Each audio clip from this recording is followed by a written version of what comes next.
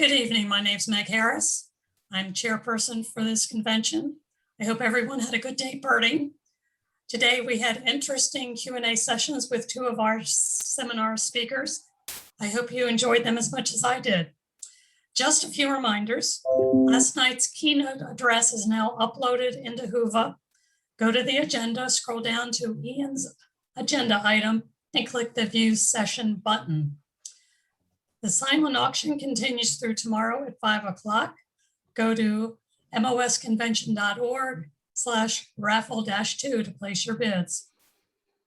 The birding competition remains open until 5 p.m. Sunday. Also, don't forget to vote for your favorite photo contests and snapshot. You can continue to upload your own pictures outside the photo contest for your fellow attendees to view on the Whova Photos page. Tomorrow we will have a lunch and dinner break chat room, and then at 7 o'clock we will wrap up the convention with the tally rally, photo contest, birding competition, and silent auction results. I now turn the meeting over to our MOS president, John McKittrick, who has a few remarks. John? Meg, welcome to the second evening of the virtual MOS convention. I hope that you were all able to get out and go birding today, and that you shared your eBird checklists with the convention username MOS Convention 2021, all one word. The weather today was forecast to be better than yesterday, and it was pretty much so. It didn't rain, at least. Tomorrow is also forecast to be sunny, at least early and through the mid-afternoon, and not too hot. And the birding competitions are open until 5 p.m. tomorrow. The birding in this virtual convention has been expanded beyond the times that a normal convention is limited to, and includes both Friday morning and Sunday afternoon. In a normal convention, those are times that are set aside to enable travel to and from the convention, something that we obviously don't need to consider for this convention. It is one of the advantages of having a virtual convention.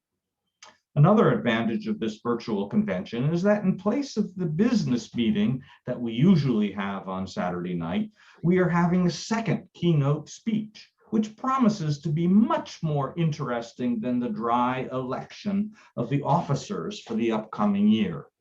Fortunately, we have already held that election electronically. Thank you all for voting. We also present awards at the business meeting for those MOS members who have performed above and beyond, so that those members can be cheered loudly and enthusiastically by their peers. This year, those cheers can't be heard, so the awards are being put off for yet another year. All but one of them, that is. As you know, MOS has two sanctuaries that have houses, and those houses are available for overnight stays. The Sanctuary Committee, led by Wayne Gordon, is currently working on a way for people to register to stay at those facilities on the MOS website. Up till now, the registration has been handled by volunteers who have worked tirelessly to keep track of who is staying at the houses, how long, and helping to collect the user fees. In particular, Shirley Taylor has been doing this for the past 30 years for the house at Irish Grove, and it is past time for her to be recognized for her efforts.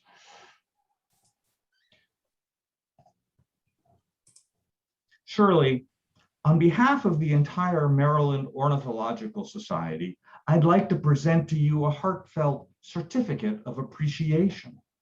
It is because of dedicated volunteers like you that MOS is able to do so much to help the birds. Thank you.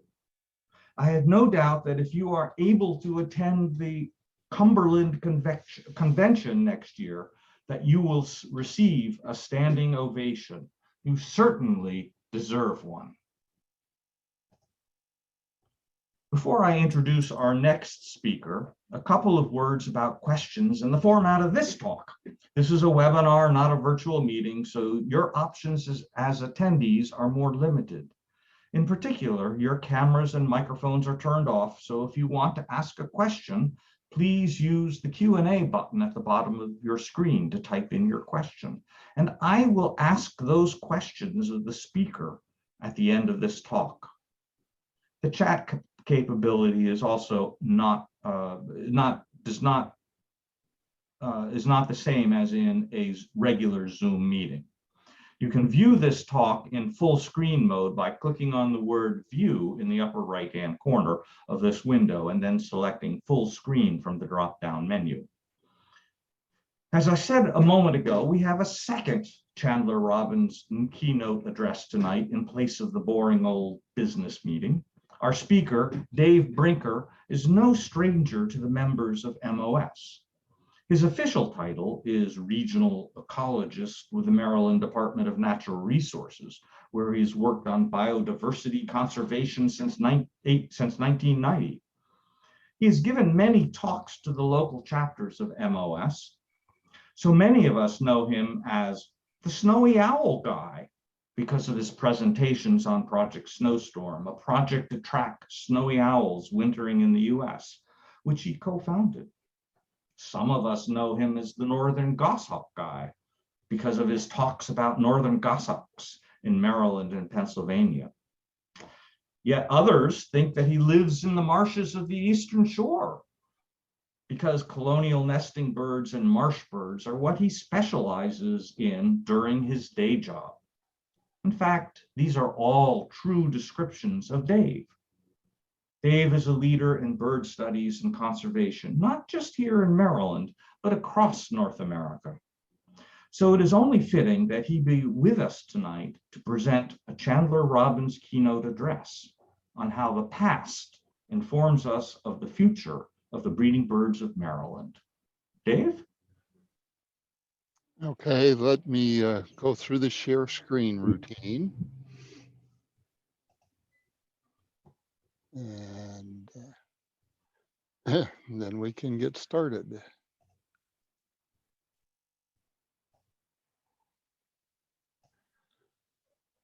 Are we good there, John? Yes, go for it. Okay. So I'm glad to be here. Thanks for inviting me. I hope everybody enjoyed the impressive presentation that Ian gave last night. It's amazing what we can do now with simple checklists that we all started using many years ago when we first became interested in birds. And you put the power of scientific thinking and computers behind it, and we now have eBird and a much more efficient way to run an atlas. Tonight, what I'm going to talk about is changes to Maryland's bird communities over time. And many of you know that I'm not a Maryland resident, or not Maryland born and raised. I'm from Wisconsin. So I moved here in the mid 80s, and my Maryland history is pretty weak. But we're going to try and go back to the time of Lord Baltimore, when he would have been functionally the governor of the people that were in Maryland, and walk our way through about 300, 350 years of birds in Maryland to think about the communities, how they've changed, and where they're going. So we're going to start out with what I would refer to as from discovery through the 1600s. And that's a really tough time to get your hands around what were birds like in Maryland before Europeans really started to settle here. So what I want to do is just take you back a little bit.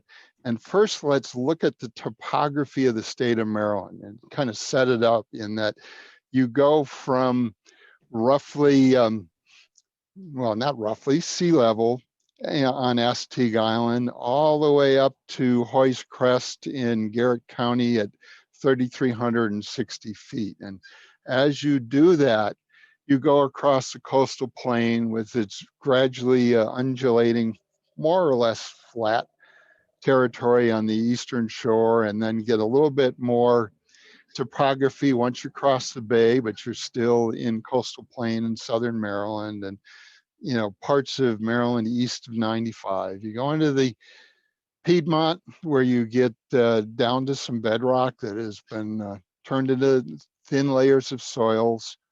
And you go further west, you get into the Blue Ridge, the Hagerstown Valley, which people often call the Great Valley, goes all the way up into the northeast. And finally, the Ridge and Valley, and then the Allegheny Plateau. And if you go back to 1400s, 1500s, this area was covered with forests, not large open areas like we have today. And you kind of try and want to think of a forested state with very few open areas. There were some. There were places where you had small grasslands or grassland areas. But Grace Brush years ago prepared a vegetation map, basically of the original vegetation of Maryland. And down on the Delmarva, you were going to have loblolly pine forest mixed with the hardwoods that predominate on the eastern shore. As you move west, your pine influence changes. You get fewer and fewer loblollies, but still a fair number of them, especially southern Maryland. Then the communities change as you go across the Piedmont into the mountainous regions of western Maryland. And by the time you get all the way up to the plateau in Garrett County, you got to ecosystems that were very different looking than the eastern shore, where pines like white pine predominated, and we even had a fair amount of red spruce on the tops of our highest ridges. So that's really what the state looked like. And it had bird communities that were adapted to those ecosystems when the first settlers arrived. But our first settlers really weren't the people coming from Europe. First settlers were what we would refer to these days as indigenous peoples, Massawomacs, Susquehannocks, Choptanks, Nanticokes, who arrived about 10,000 years ago. By the time they got to the 1600s, there was estimated to be, 10,000 or maybe a little bit more of that, of indigenous people spread across the state of Maryland. So while our state was populated, it was pretty thinly populated. But those people lived with the environment they had. They interacted with it. They sometimes used fire for hunting. So it was a very different place than anything that we've ever experienced here nowadays. Unfortunately, there wasn't a lot of written language, and the changes that went through them, they really haven't left us much of what we can try and figure out for bird communities in what you would refer to as the pre-settlement time, when we think of settlement by English of that site. In roughly the early 1600s, by 1633, the first English colonies were formed in Maryland. Down at St. Mary's City, they came, they settled, they started to develop societies, getting away from England, getting their freedom, coming to what would eventually be a new country. And they sent writings and records back to Europe. Unfortunately, what they wrote does not give us much of an idea, other than it was a good place to live with lots of wildfowl and mammals and things that people could eat. We have to presume it was turkeys and waterfowl, passenger pigeons and deer and things of that nature. But really, the records of the early settlers leave us very little background information on what the birds were when they got here. They didn't have names for them. They were all new to them. Taxonomy wasn't a science back then. It was developed in Europe, but this was a totally different environment. So other than generic references to fowl, turkeys, and things like that, there really wasn't much that we can find about that period. And you might think, well, now wait a minute, there were early naturalists, folks like William Bartrand and Alexander Wilson and John James Audubon, all who lived relatively nearby to Maryland. They were up in Philadelphia. They were the ones that were creating the early taxonomy for our birds, giving them names and descriptions and sorting out what plumage belonged to what species. And they made a few mistakes.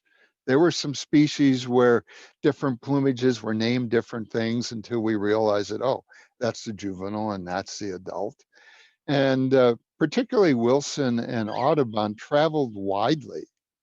Unfortunately, when they traveled widely, they didn't travel to Maryland. So as much as they have great writings describing bird communities from the Carolinas and the interior of the country, and even over in New Jersey and Southeast Pennsylvania, they say very little about what was on the Delmarva or in Maryland per se. So we're left with a pretty thin record, and really all we can do when we think of the early Maryland bird community is think fairly generically.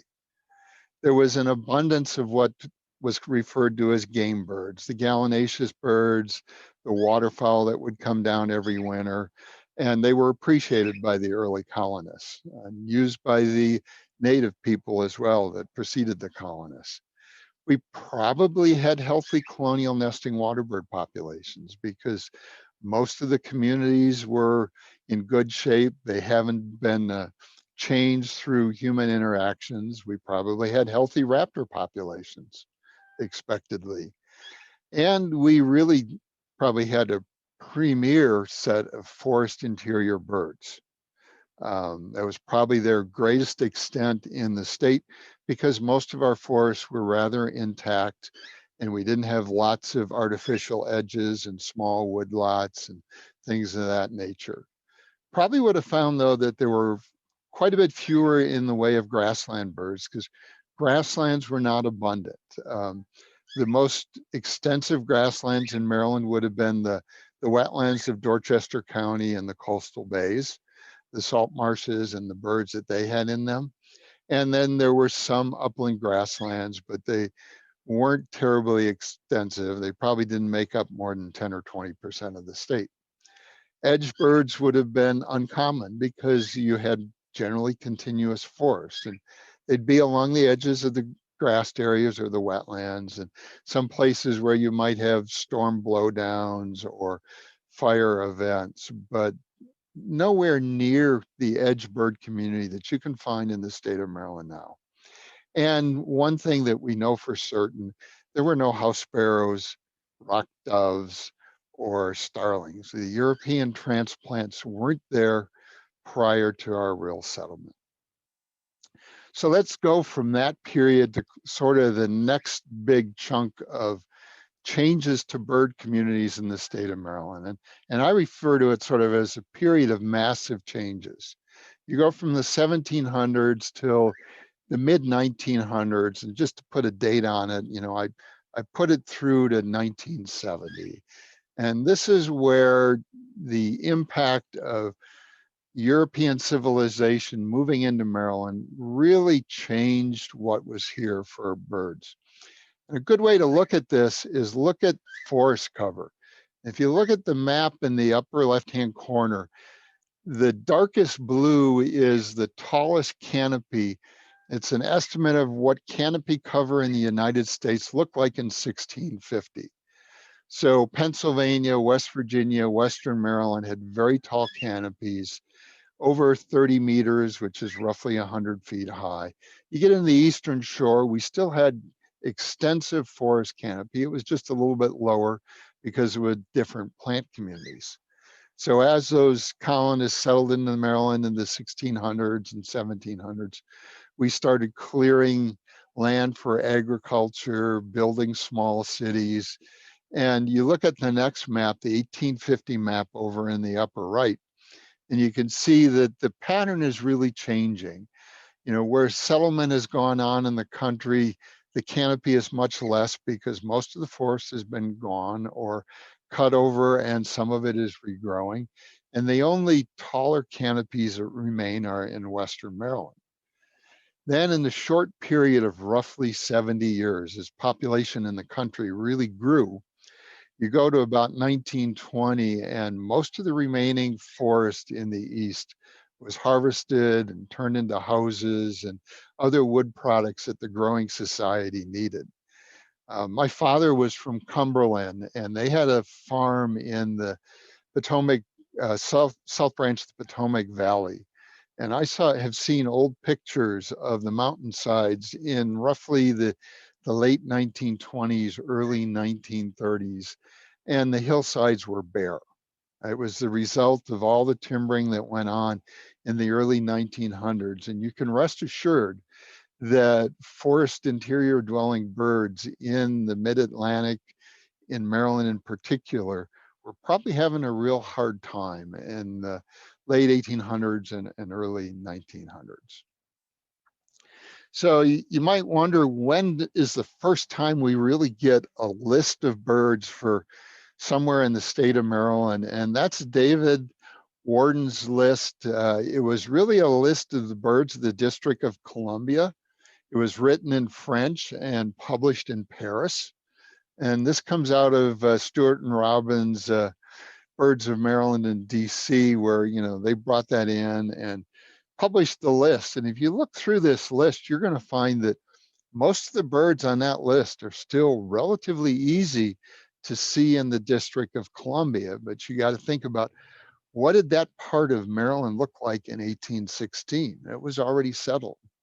A lot of trees had been harvested, and there's only really 2 species on the list right now that you can't easily find. And in the District of Columbia, one's obviously the passenger pigeon, and I think it's been a long time since we had a loggerhead shrike in there. But just about all the others, with maybe the exception of whippoorwills, probably can still be found in DC at one time or another. So that gives us a start for what were our bird communities like. If you really want to see the first real true list that's comprehensive, you go to Frank Kirkwood's List of Birds of Maryland that was published in 1895. And when you think of 1895 and the changes that have gone on to the vegetation, it's going to be a list that reflects a lot of the impacts of settlements. It's not going to get as close to what was the bird list at the time when the first colonists arrived in the 1600s.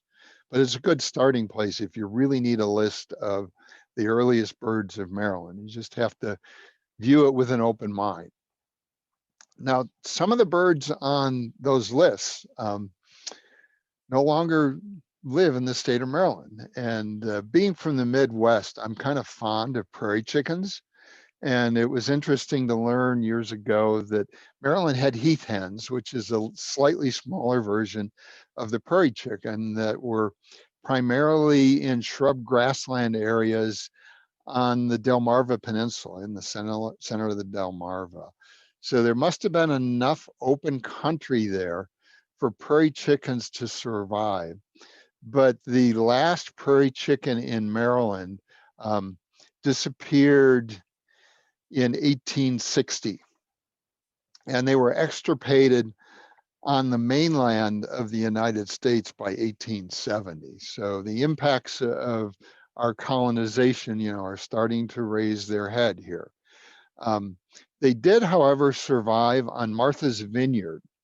And they were one of the first instances of people trying to keep something from going to extinction, trying to improve the populations. And Martha's Vineyard was summer home to a lot of wealthy people that would come out from the warm areas of Boston and get out on the island for summers. And I suspect that a lot of that had to do with them deciding that prairie chickens were worth preserving. And they effectively turned around what was looking pretty dire in the late 1800s and got the population up to a couple thousand, until a fire in 1916 really dropped the population. And from then on, it was downhill all the way.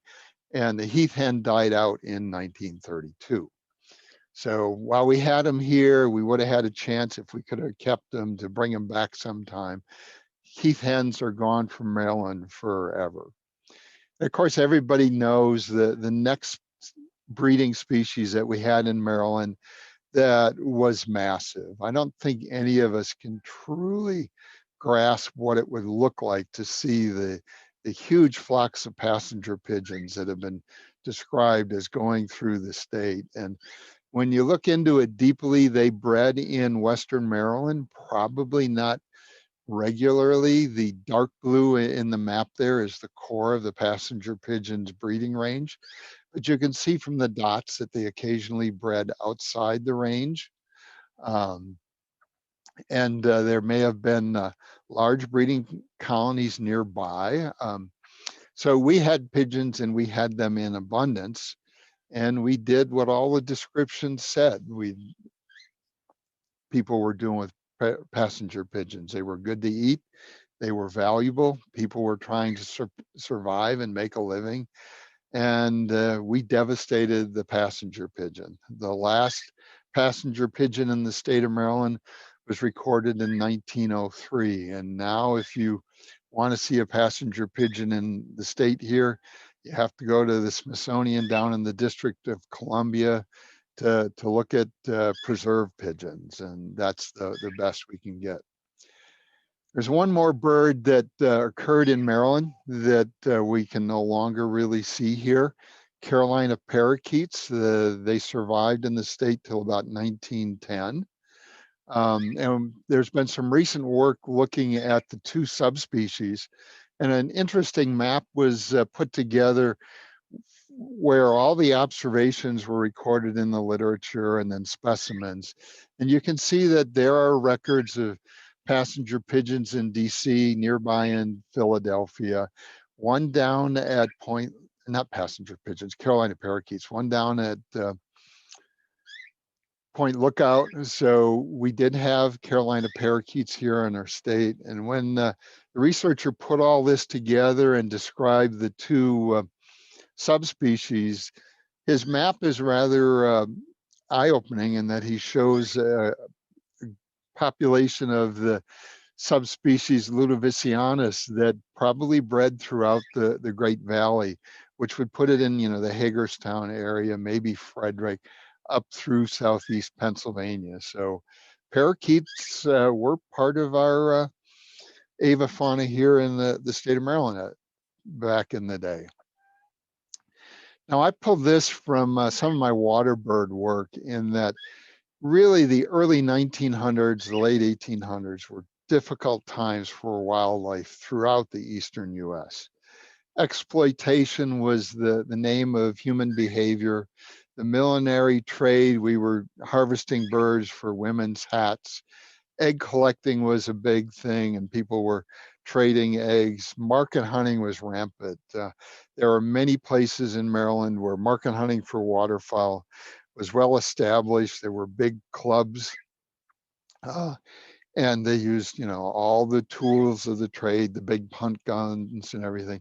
Habitat destruction was just, unbelievable if you think of going from a forest to a state that was primarily either agriculture or regenerating forests. And we didn't think anything about dumping stuff in the water. Pollution and contaminants were everywhere. So by the time we reached the early 1900s, our avifauna was probably hurting. People were doing all these things, and we had to step in, and fortunately Audubon societies and people that were thinking more outside the box and interested in conservation, pushed to get the Migratory Bird Treaty established. And that was a huge change in how society viewed birds and helped with the conservation and the beginning of recovery of the avifauna throughout the country. One of the species that made it through that doesn't breed in Maryland anymore, but we have a chance of bringing it back, is the Red-cockaded Woodpecker. You look at its breeding range and you can see the slashed, the red slash part of the breeding range that shows it's no longer extant in Maryland or Virginia, and Piedmont parts of its range to the southeast. There are opportunities here, and the Center for Conservation Biology has been working really hard at the Piney Grove Reserve in Southeast Virginia, restoring a colony of red-cockaded woodpeckers, and they're being quite successful. It's growing every year, and if that proves to be get to a point where it's a sustaining population, we'll know the methods that we could potentially use in the state of Maryland in the future if we were to get forests that were healthy enough and old enough to support red-cockaded woodpeckers. They're primarily a species of the longleaf pines of the southeast, but they were also found throughout old growth loblolly pines. The last Maryland record that might have been some indication of breeding was over near Golden Hill, Dorchester County, 1976. They may have been breeding in the loblolly forest near there for a few years before that. There's been a few other observations every once in a while in the state, probably less than 5, not all of them, or I'd have to go to the records committee to see if any of them have been accepted. But we haven't had red-cockaded woodpeckers in the state of Maryland in any respectable numbers, since probably the 1950s or so. Another thing that really changed the avifauna of the state of Maryland was when the Ocean City Inlet was blown in 1933. If you look right in the center there, there's an aerial photograph, 1933. You can see the freshly blown inlet and what the Ocean City looked like there. That has forever changed the ecology of the coastal bays. It's changed the shoreline processes where we used to get breaks in the barrier islands every 30 to 50 years. It would create new islands out in the bay. It changed the chemistry of the waters and the fish communities there. But it didn't take us long to establish that inlet and really make this change something that was going to be preserved. You can see by 1938, the jetties are in place. A huge amount of sand fill has been done just to the west of the Route 50 bridge and the southern tip of Ocean City there. That's impacted water birds in the bays in both good ways and not so good ways. During that time period, if you wanted to go get descriptions of what coastal birds were like, the best sources are Hampy, Kolb, and Poole writing about their experiences in the coastal bays from about 1928 to 1942. And you can find a lot of those old writings in Maryland BirdLife. Now, one of the changes that benefited water birds was after the inlet was created, they dredged a channel south through Sinnapuxent Bay and into Chincoteague Bay to allow boats to pass down there and to spur the economy so that boats could get out into the ocean without going all the way down to Chincoteague Inlet, which was really difficult because of the shallow waters. That channel created something on the order of 29 to 33 islands where they just side casted the sand and created islands, which was a wonderful water bird resource that existed for years and attracted colonial water birds, which helped with rebuilding populations that had really struggled and declined from the effects of the millinery trade and things like that. The red line that appeared on the map there is the rough position of the Route 611 bridge over to Assateague to give you an idea where that photo is. And you can see the number of islands that were up and down that were used by a variety of water birds as succession went on. When they were barren sand, it would have been things like common terns and black skimmers, and back then roseate terns, which no longer breed in the state of Maryland. Succession would have turned some of them into shrubby islands where they became heronries for a while, and And of course, erosion has gradually been taking them away. And there are 3 islands that remain of that original 29, 30 islands out there in the coastal bays. The first really good description of the birds of Maryland that we get is from Stewart and Robbins. It was published in 1958. That's where we really begin to have an idea what the avifauna was. They described it really well. And the only thing we need to remember is they were describing an avifauna that had suffered through 150, 200 years of, our development, our exploitation, and the things that we had done to birds. But it's a very good start for our modern day list of birds and what we have here.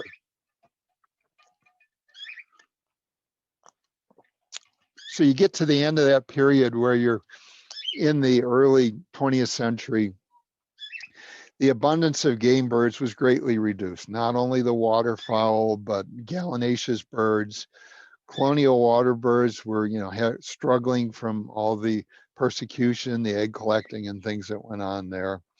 Our raptor populations were persecuted. They were considered to be competitors for human food sources. They were wantonly shot. Forest interior birds were just plain challenged by the lack of quality forest habitat. They were there in some remnant spots, but our forest interior birds now, even with the change that the state has gone through, might be in much better shape than they were in the early 1900s. The grassland birds were greatly increased because of forests gradually returning. Same thing with the edge birds and the shrub birds. So in the early part of the 1900s, we had a very different proportion or arrangement to the bird community than we have nowadays. And of course, by that time, the European transplants have arrived and they were becoming a part of our community that's going to remain probably forever and ever as part of our birds. So now we're going to sort of switch to the modern era, which many of us should remember. The only folks who weren't here at the start of this would be the real young crowd in this, but most of us that with gray hair, we've been here through this period. This is where when we realized that we needed to take better care of our wildlife. Wildlife ecology was a growing science. We had game laws to protect waterfowl and things and recover game populations. The Endangered Species Act was passed in 1972. We were starting to clean up our environment as far as the abuse of waterways and things like that. And so this is when our bird populations really start to make another significant change and get us to where we are today. I want to show you something to keep your mind thinking about what were the birds living with and surviving with. Here's a 1973 land use and land cover map where you can see our major forested areas are the lower Delmarva, southern Maryland, and then the mountainous areas from Frederick west. That was 1973. That was 1 year after I graduated high school. I'll age myself for all of you. And so, many of us remember our home states, whether it be Maryland or my Wisconsin, at that time in our lives. And there's been a lot of change. If you update this to 2010, you can see the effect of development. And we still have forest areas in the major areas where the forests were, but central Maryland is becoming the urban area, that goes right from Washington up to Baltimore and beyond, that we all know and that we live in today. So think about, that's the change that's gone on from roughly the 70s to about now that birds are having to deal with. Fortunately, the Atlas bug was brought to the States by Chan, and folks started the Breeding Bird Atlas. I arrived in Maryland right in the middle of the first breeding bird atlas as a graduate student at the University of Maryland to work on colonial nesting waterbirds. So I had the opportunity to add a lot of records and observations as we ran around the Chesapeake Bay and the coastal bays, looking for colonial waterbirds, finding osprey nests and American oyster catcher nests and gadwalls and various things, and then partake in writing of species accounts. And since I started working for the DNR at the end of my academic career there, I was still here in Maryland when the second atlas came around. And again, did the same thing, put a lot of records in there and participated in writing accounts for the second atlas. And living through this period, you get this perspective of all the change that's gone on. And I keep talking to my kids or young people, and while they're aware, and they only remember what they've lived through. And because we've had the good fortune to live longer than our children and our grandchildren, we remember more. So let's go back to what some of the birds were like in the early 1970s or even the 1980s and most of this will be the 80s during the second atlas. I'm going to start with gallinaceous birds here because they were useful to early settlers and the indigenous people. And think of the wild turkey. When I got to Maryland, the wild turkey was really only known from Montgomery County west, with a few scattered places up in Cecil and Harford County and maybe a couple on the shore. But there was no harvestable or sustainable population really east of Montgomery County. The Department of Natural Resources, our game program, was really aggressive during the 20 years of the atlas, between the two atlases, of recovering turkeys to the whole state of Maryland. And by the time you get to the second atlas, we have a turkey population that is growing. It's now estimated at roughly 40,000 turkeys in the state of Maryland each year. And they are in every county. They are sustainable. They are doing very well. In fact, to the point where my daughter and I were turning the corner and driving into our driveway a couple of weeks ago, and Laurel goes, "Dad, there's a turkey running out of our driveway and across the street into the library." And first for my yard list. Well, let's go to a different one. Species we brought over here, we introduced with the farming practices of the mid 1900s and into the later 1900s. They did very well, and ringneck pheasants were throughout central Maryland. I remember hunting ringneck pheasants in southeastern Wisconsin, and it was easy to go out and find ringneck pheasants. But in that 20-year period between the mid 80s and the next atlas in the 2002 to 2006 period, agriculture changed dramatically in the state of Maryland. We went to more and more clean farming. We used more chemistry. Hedgerows disappeared, small wetlands disappeared, and the pheasant population really started to decline. Serious decline. You see where, they're just really kind of hanging on in the northern part of the central Maryland counties. And it's going to be really interesting now to see where the pheasants are, if any really remain in any numbers, with the third atlas. And I've got the feeling there's going to be very few pheasant records that aren't the result of game farm escapees that are released at shooting preserves and things like that during hunting seasons. Here's another one that is really sort of puzzling and striking, and we don't know really what's going on. I was a naturalist at Assateague Island for 2 summers while I was in undergraduate, and bobwhites were everywhere. You heard bobwhites all the time. When I came back to Maryland in the mid 80s, bobwhites were still widely distributed throughout the state. Look at the vast number of confirmed records there. 312, scattered from Worcester County all the way up to what would be, I think, eastern ends of Washington County.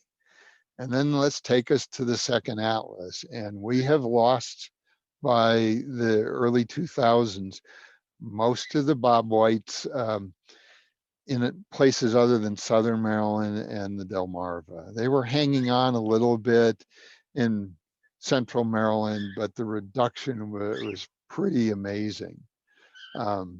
So now when you stay down on Assateague, it's hard to hear a bobwhite.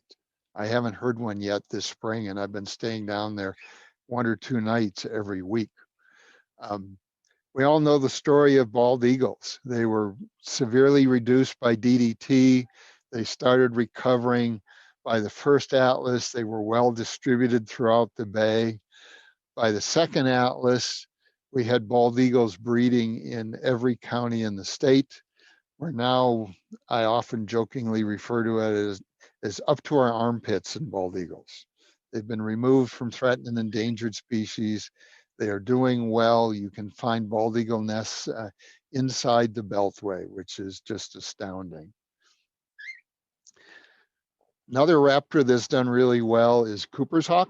I can remember when most states in the East had Cooper's hawks listed as either threatened or endangered because DDT had so impacted their populations and they had really declined. First atlas, we had Cooper's hawks predominantly in just Western Maryland, scattered around the forested areas of Southern Maryland, and then rare individuals on the Eastern Shore, but they were widely scattered and they were really primarily in the larger forested areas. Well, by the time we got 20 years later to the second atlas, they had really filled into Central Maryland. They had recovered the state. Now it is relatively easy to find Cooper's hawks everywhere, and it will be really interesting to see what the results of the third atlas looks like with the distribution of Cooper's hawks. Another species that's come back well from all the care that we've done to reintroduce them and the wildlife science that we've applied to it is the peregrine falcon. If you look at the second atlas, they were primarily around the shores of the Chesapeake Bay, on bridges, in coastal sites that we use for reintroductions, and in the city of Baltimore and near DC.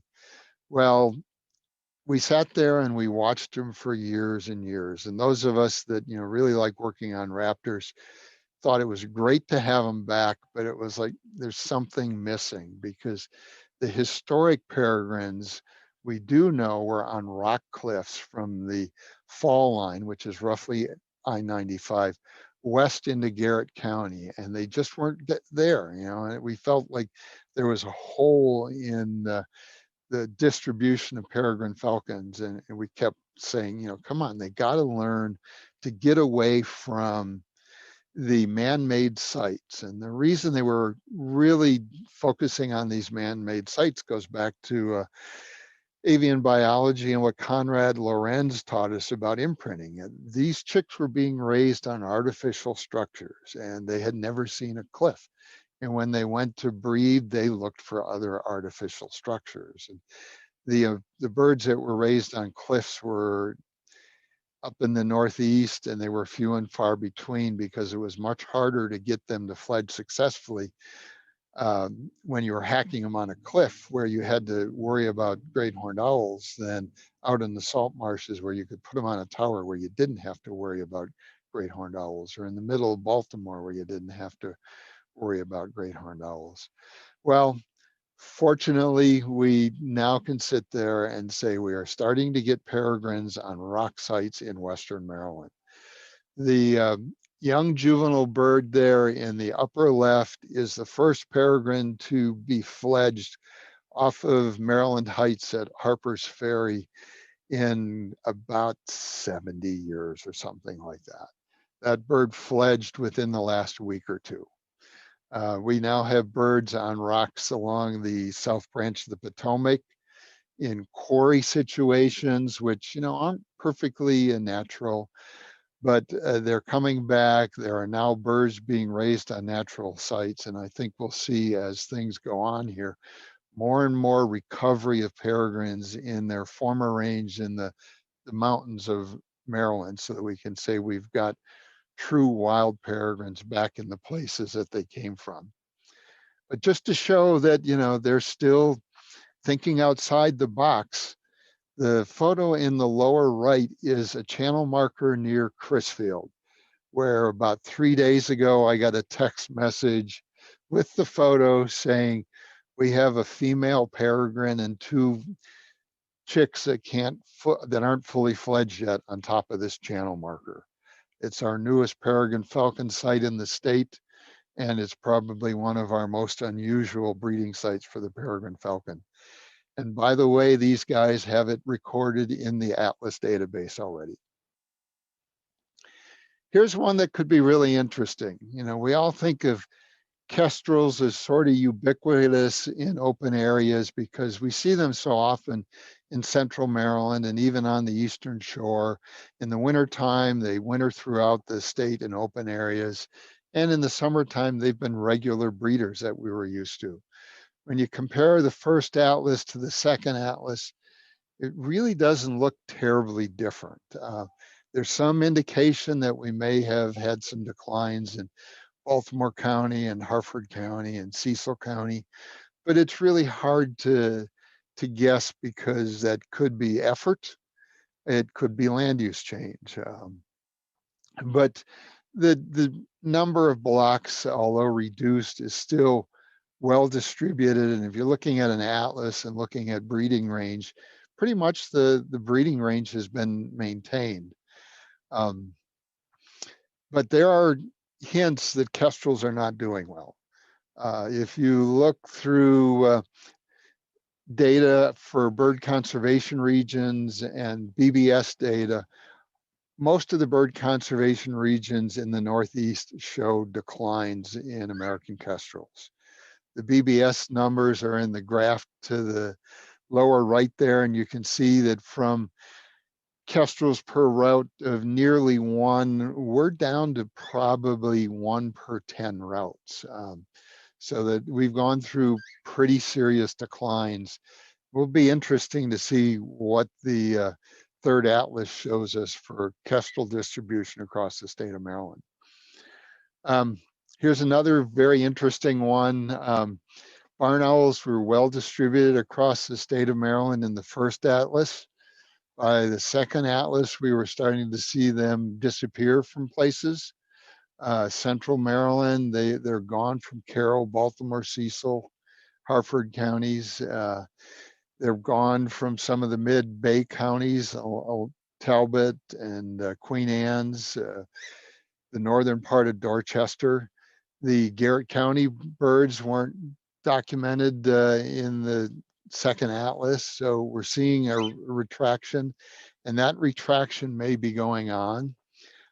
Some of it may be lack of suitable nesting sites. Some of it is potentially change in agricultural practices where there may be fewer fields available. Barn owls are always almost within sight of a grassland, whether it be a salt marsh or a hayfield, a cattle field of some sort. Just to show you that they too can think outside the box. The picture in the lower right came in on Friday, and that is a barn owl brood sitting on a balcony in Crisfield. We're going to have to figure out how to help that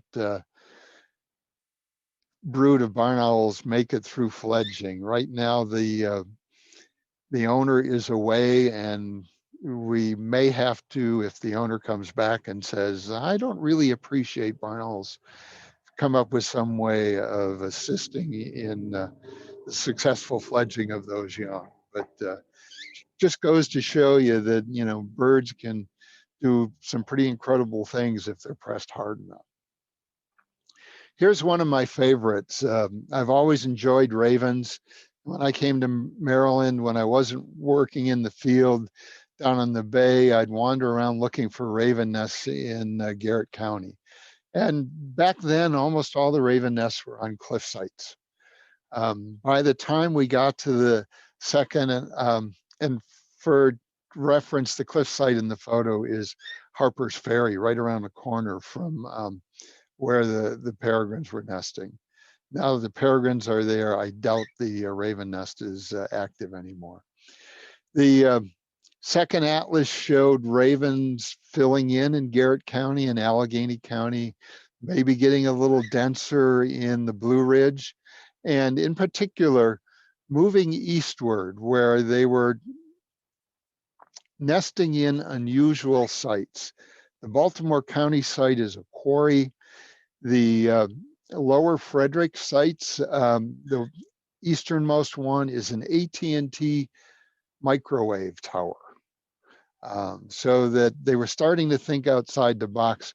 One of the records in Garrett County was a raven nest that was on the catwalk of the Penn Alps restaurant sign on the side of Route 68. I found raven nests on old strip mine drag lines that were still up in the air. There have been raven nests under pavilions now in northern Baltimore County in between, or since the second atlas. There's a raven nest on a water tower near the Cabin John Bridge down near DC. There's raven nests on places like the faces of dams. So they are really coming east in a big way, being creative with nest site selection because we don't have cliffs. They are nesting in trees. There's a Montgomery County record from a few years ago up in a pine tree in one of the parklands. And what really blew me away was looking at the distribution of confirmed records for ravens just a few days ago. This is incredible. Now, you got to be a little careful in looking at it because it's pinpoint records. These haven't been changed to looking at block by block, and you may have several records of the same nest or several records in one block. But even once you correct this to a map that would be easy to compare with the other atlas maps, it's going to be pretty obvious that ravens have moved eastward big time into central Maryland, and it's probably only a matter of time before they're in southern Maryland and potentially going over the top and starting to find places in the northern part of the Delmarva. So it's a success story that really is worth retelling, how, you know, this very intelligent bird can learn to survive with our society and do well. Some of the others, continuing to compare atlas results here, common nighthawks.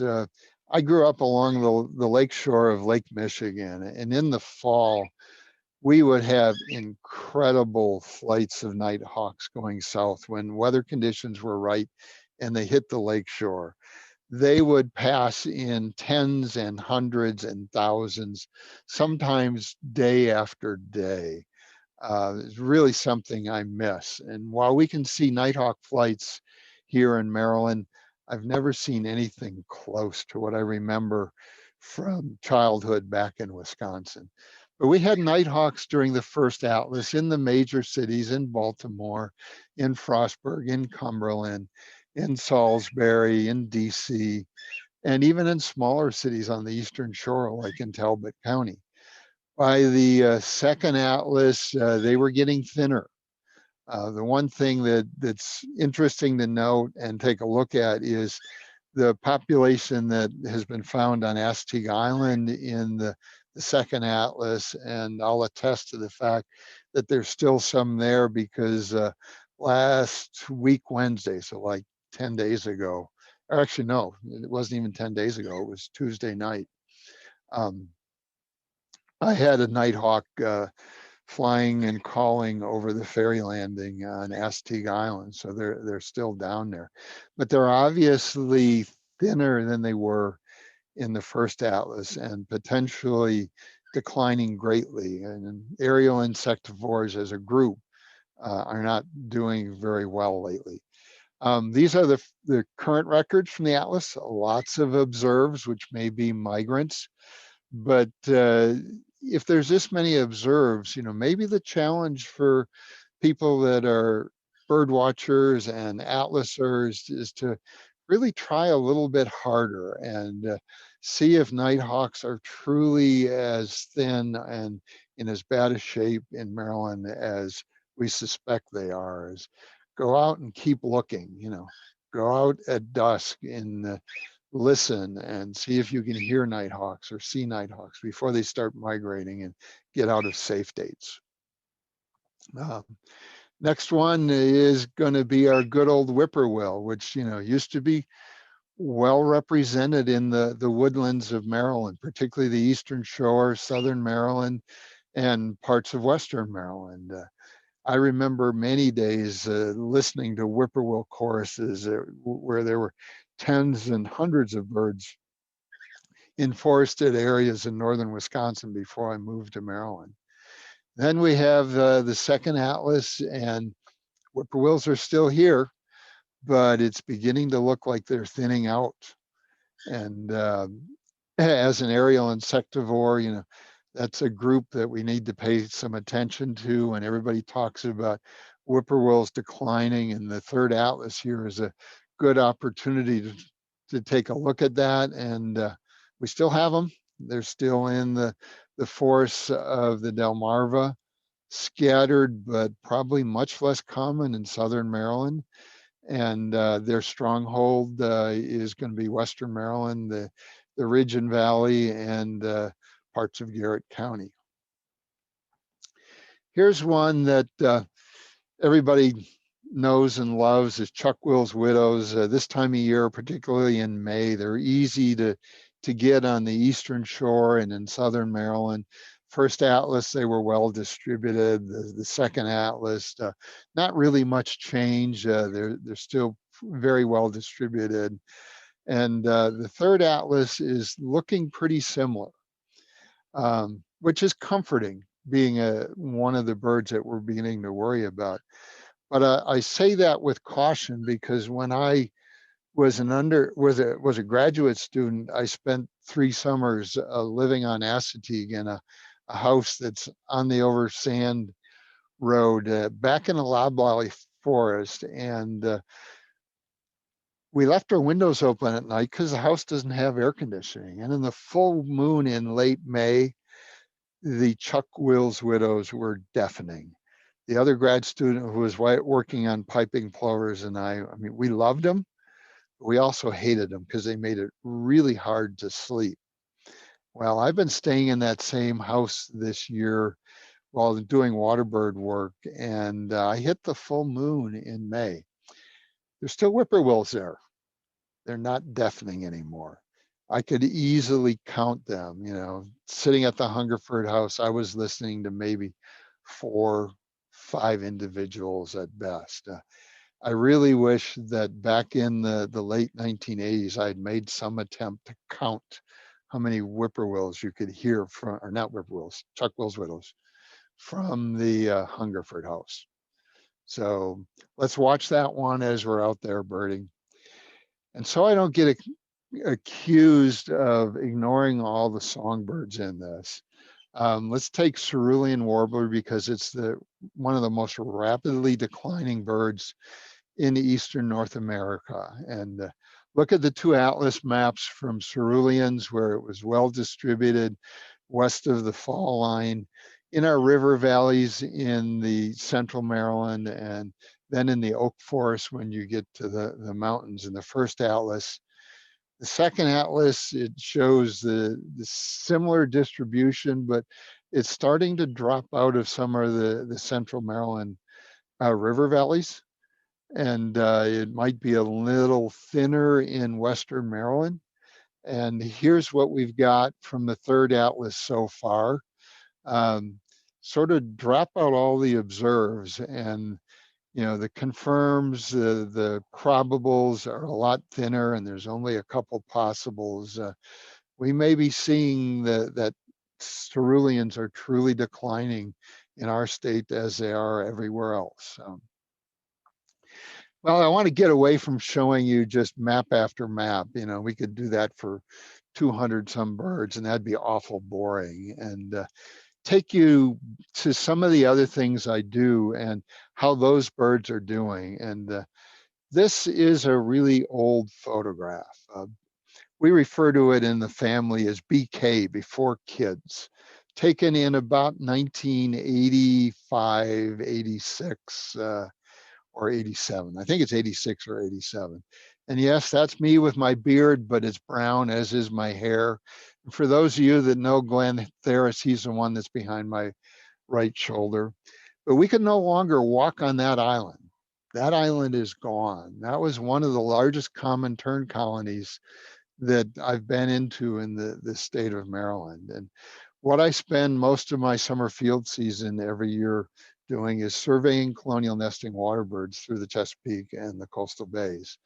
Now, my job has gotten more diverse since then, and I don't spend quite as much time doing it because we have done a little bit of triage in what species we census, but that's how I started. So I'm going to talk about two of the bigger things and how those birds have changed. And we'll get to water birds in a bit, but I want a quick switch to marsh birds, basically the rails, a suite of about 9 species. And one of the things that Glenn, who was my supervisor when I started working for DNR, he decided that I didn't have enough things to do just working on water birds. And he may have been right, and it was exciting to do something different. And this was right after the first atlas. And the first atlas results for the rails, the bitterns, coot and moorhen was pretty disappointing, and we felt like we didn't have a good handle on the distribution of these birds. So he charged me with rounding up 3 really good birders. I didn't know a huge amount about marsh birds at the time, but Rick Blum, Michael O'Brien, and Hal Warenga did. And it was like herding cats to get them to follow a design, but they did. And we went out and we surveyed marsh birds throughout all of the major wetlands across Maryland east of the fall line. And it was the first time that a guild of marsh birds like this had been really surveyed in any way that gave us quantitative numbers for the state of Maryland. We were looking for these obligate species. We were trying to get relative abundance information. It was one of the first uses of tape playbacks to do serious census work. And that has become a mainstay for surveying secretive marsh birds or marsh birds in general. And we did the field work in 1990 and 92. We then went back and redid that field work as part of the second atlas in 2005 and 2006. And there were some very interesting changes. Now, unfortunately, because of the progress of science, we thought we have come up with a better monitoring protocol, and it was one that was called the National Marsh Bird Monitoring Protocol. So we switched and changed methods, which makes comparing numbers for the 2 surveys a little harder. But there are some very striking things when you look at this. Virginia rails, there was a drop in relative frequency between the 90s and the 2000s. Clapper rails stayed pretty much the same, so that was reassuring. Moorhens potentially increased. Black rails and king rails were not doing as well. And the striking thing to us was that we did not detect a black rail when we did the multi-species approach. That I attribute to the change in protocol, because the protocol was not done during the dead of night when the mosquitoes are abundant. It was done at dusk, and they used a shorter playback. And those 2 things may make the national protocol not very effective for black rails. But we have documented some changes. We are going to do a marsh bird survey as part of the third atlas here, and we will keep the national protocol. So we'll be able to better compare the 2005-6 work to what we do as part of our next effort here. I want to show you the dramatic change that we had in black rails. So when we were done with this, we felt pretty good about black rail distribution. It was the third most frequently detected rail in our surveys. And we had it from all the way up near Baltimore at Carroll Island to the Eastern Neck National Wildlife Refuge, the Easton Sewage Treatment Ponds, a few records on the Western Shore, strongholds in the marshes of Dorchester and Somerset County and Worcester County.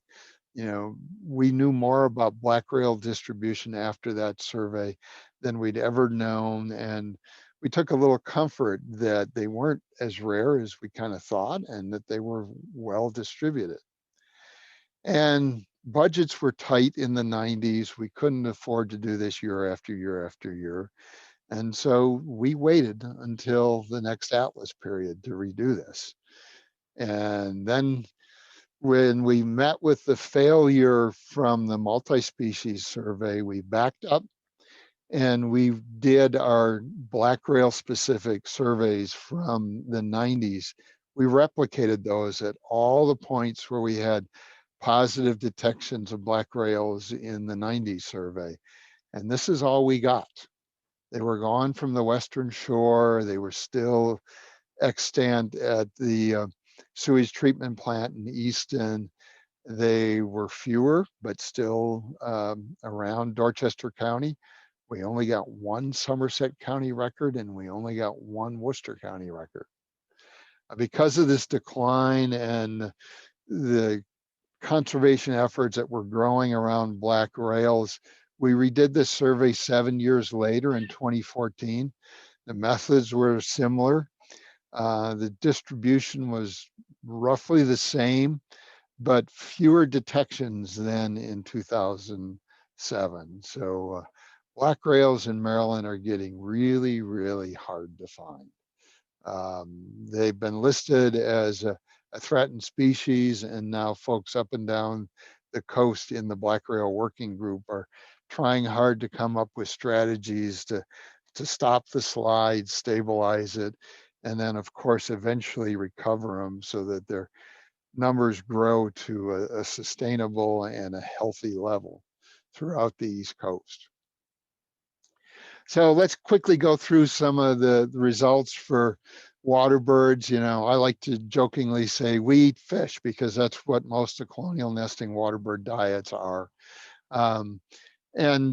Just kind of a summary. This is an older slide, but it gives you a perspective of what we have to deal with when we're doing surveys out there.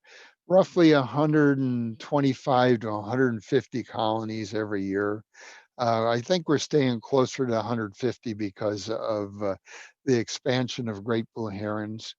18 to 19 species. We've added one recently. So if we don't lose one this summer, we'll be at 19.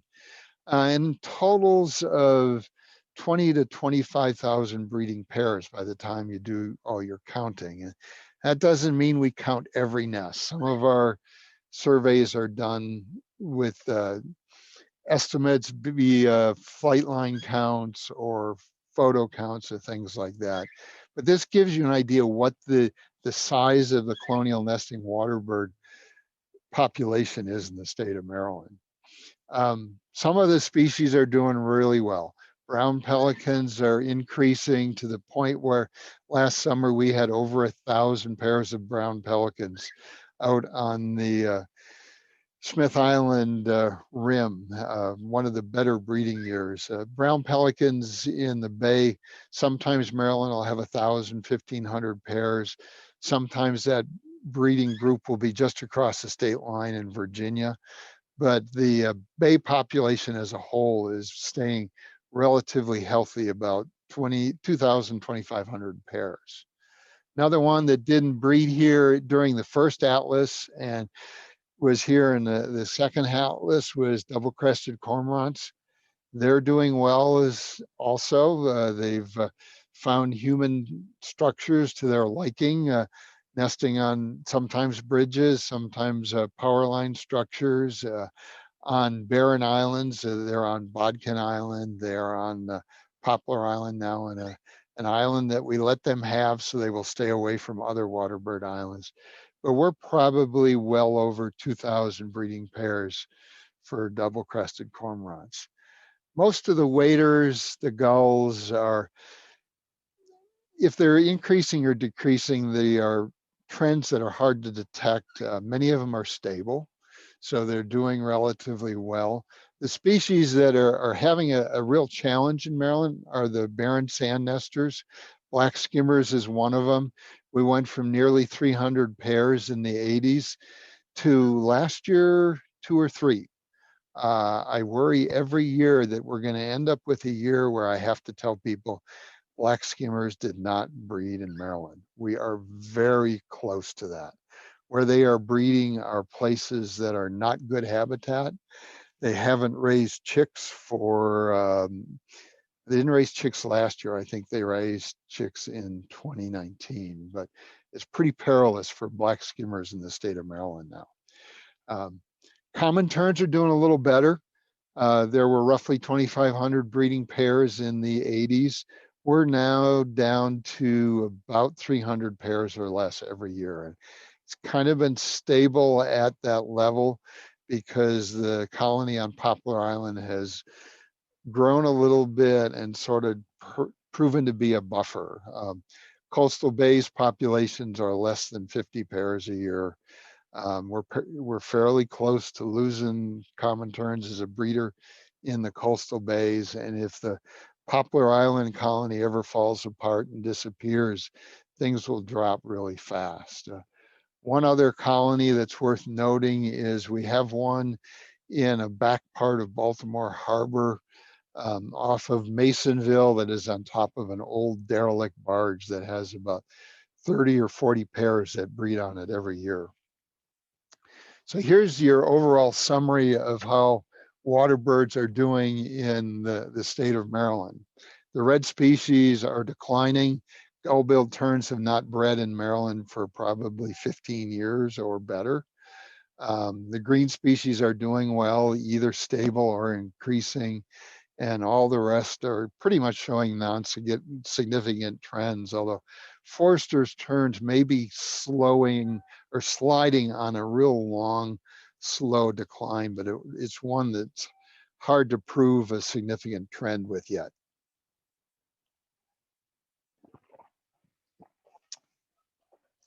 One of the exciting things of any atlas is the new species that show up. And for quite a few years, I've been waiting for Merlins to breed in Western Maryland.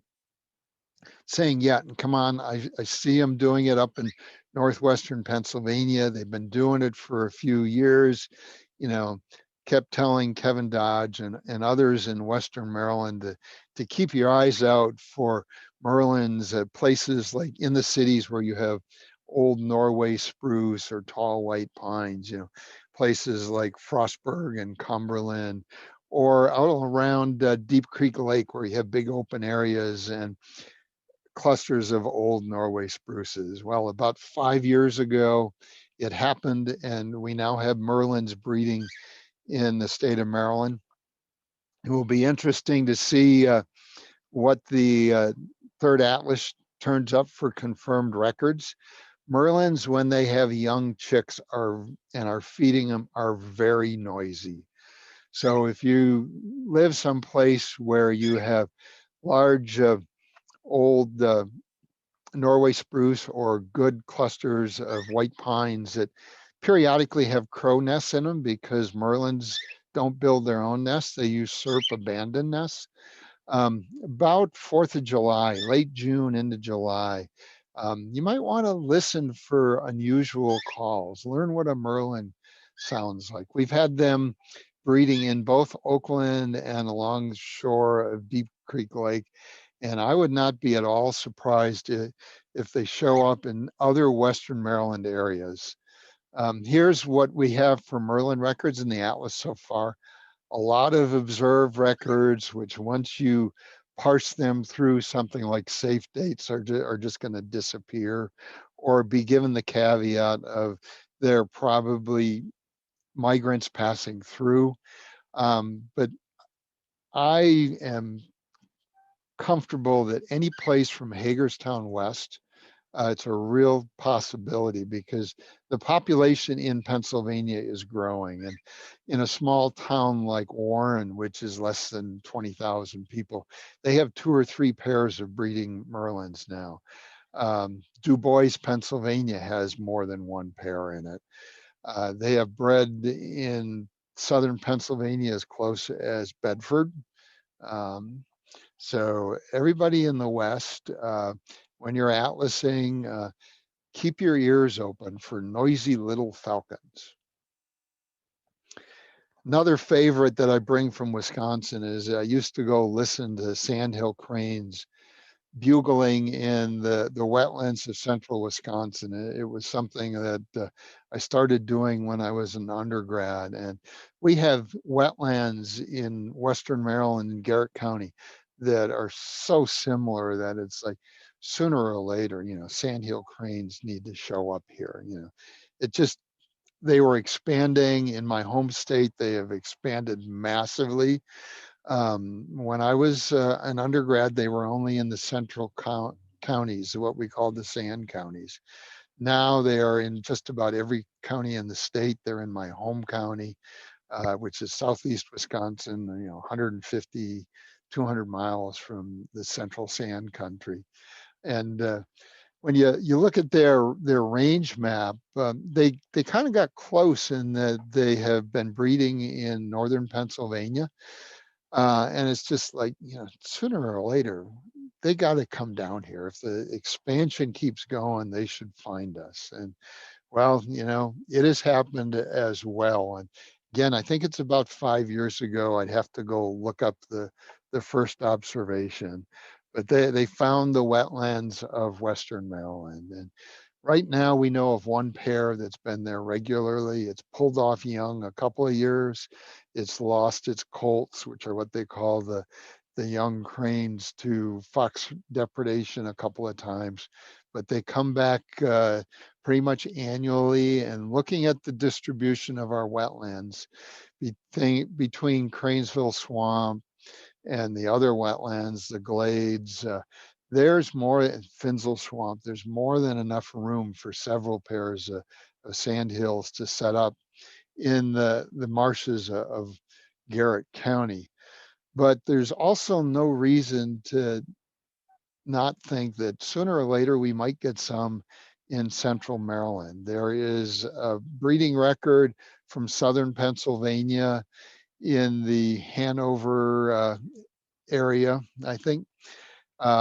There was the observations from the 3rd Atlas here up in Cecil County late in the year, but I don't think it was a family group.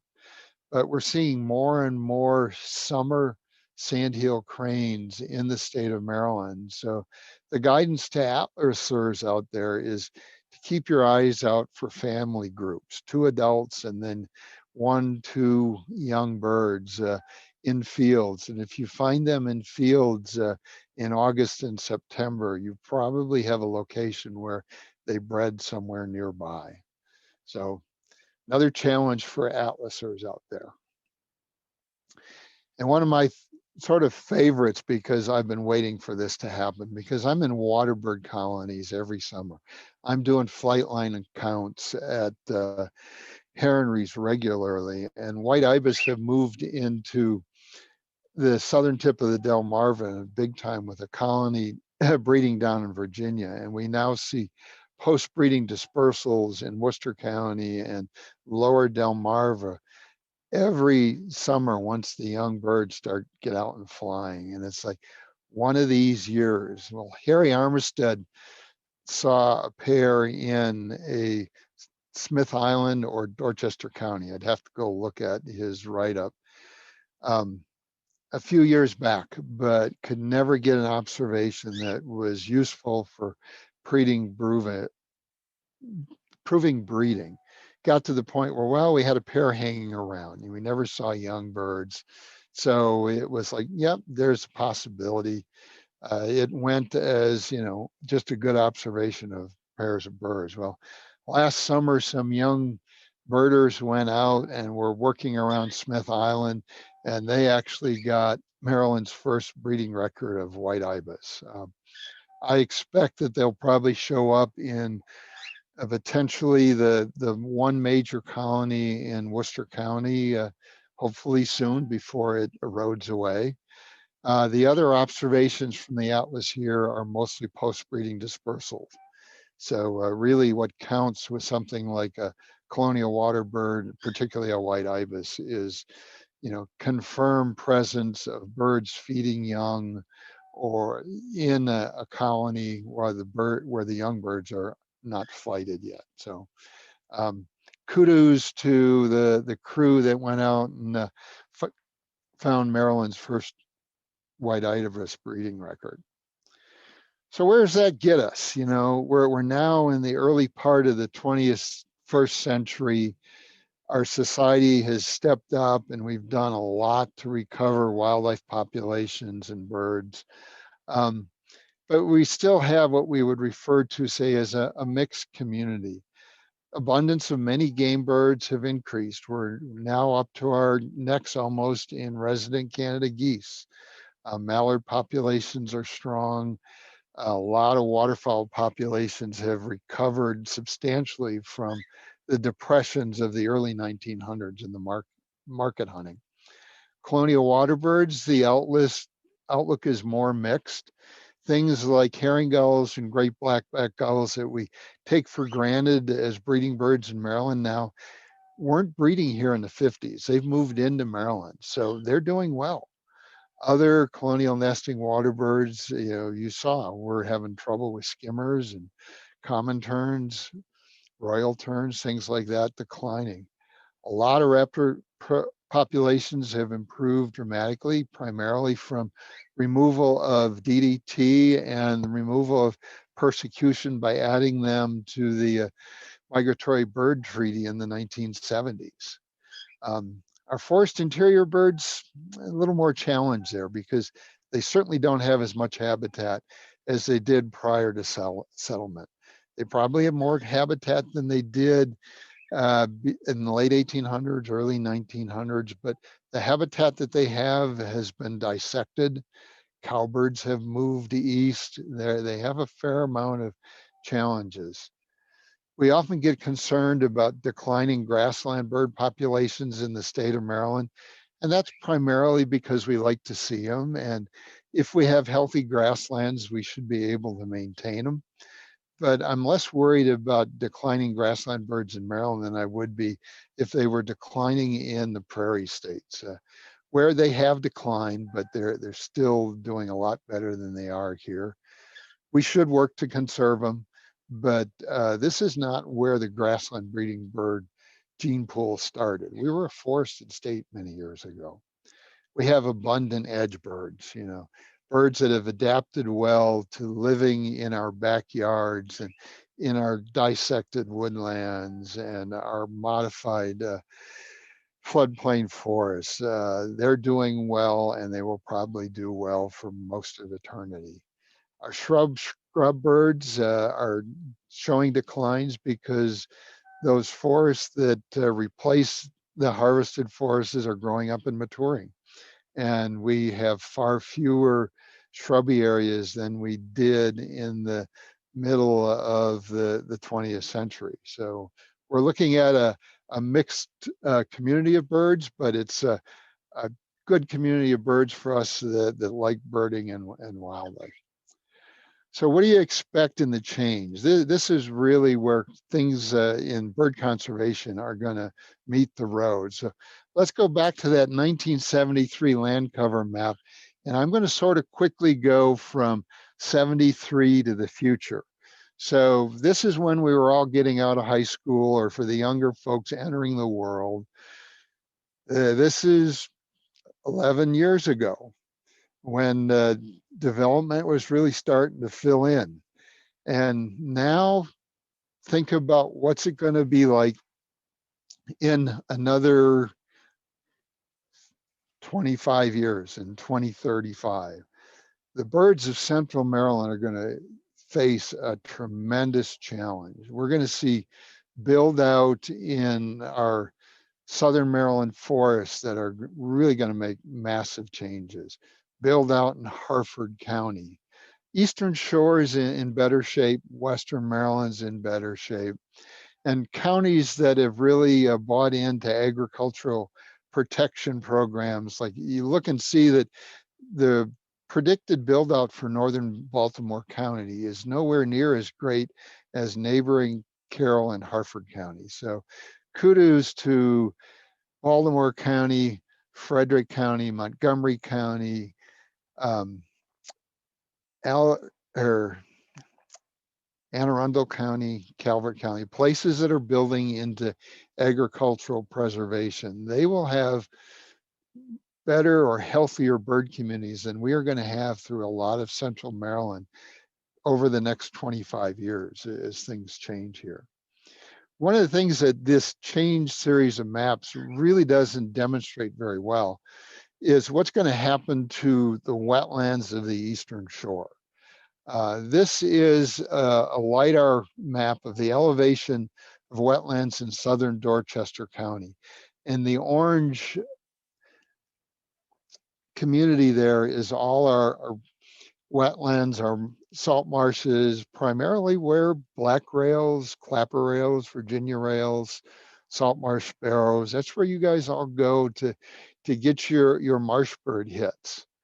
And they took sea level rise models and modeled what kind of change we're going to see to those communities over the next 100 years. And the landscape was made with LiDAR, so it's a very accurate within centimeters scale landscape.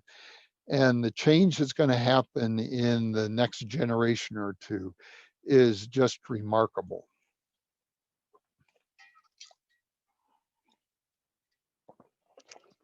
We are going to lose most of our salt marshes. Some of them will creep up the gradient into that western part of the neck that goes out in between south of the Choptank River. But our wetland birds are going to be seriously challenged, and it's simply a habitat challenge. Got to keep that in mind. There's probably nothing we can do at this point in time because of the way these lands are settled and what's going to hit us here. So, but the big elephant in the room when you look at this is what climate change is going to do, because that's something that the mass of temperature of the earth and the air and our impact on it is something that even if we do everything that we have to do correctly and quickly stop the creep of CO2 into our atmosphere, the momentum that's built up is going to take years to go away. Audubon has done a really interesting job modeling the potential impacts to the ranges of birds as climate change goes forward here. And it's a real good website to go to if you want to start thinking about, how are things going to change? They've gone down to the point where they have a model for each state. They have a report for the state, so you can download the Vulnerable Birds of Maryland report and look at what they say to kind of expect and what we're going to see here. But I'm going to take you through some of that just to really open your eyes here if you haven't thought about this.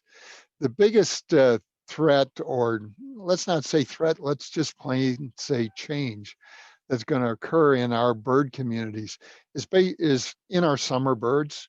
Our breeding birds are going to be very different as climate change creeps on here in the next generations. Winter birds aren't going to fare as badly. They're gonna see some changes, but a lot of the winter birds will remain, and the birds that are going to see the most changes are eastern forest birds, or they call them boreal forest. I would say northern forest birds, but even our generalists, some of them are going to see their ranges change. Neutral means they're going to stay here. High is their ranges are basically going to migrate out of the state of Maryland because of plant community changes that are responses to climate change, or things that in the climate that make it harder for the birds to successfully breed. So another way of looking at this is taking the state of Maryland and their modeling grid of blocks. They list the number of threats so you can see where the threat is greatest in the state. And, we would do just really well if we can stop this at 1.5 degrees centigrade. And that would give a modest amount of threat conditions to the birds across Maryland. The biggest and most significant being to the wetland birds of Dorchester and Somerset and Wycomico counties.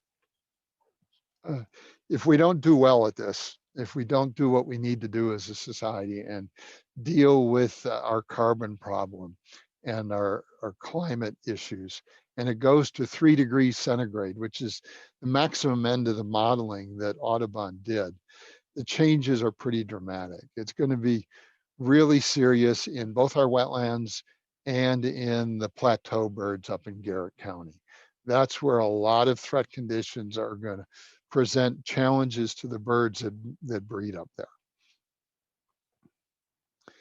So if we have moderate climate change, if we can stop it at 1.5 degrees centigrade, what Audubon models show as far as the highly vulnerable species in Maryland, the ones that may have some issues, are least terns. I think that's probably a sea level shoreline rise because of the habitat they prefer.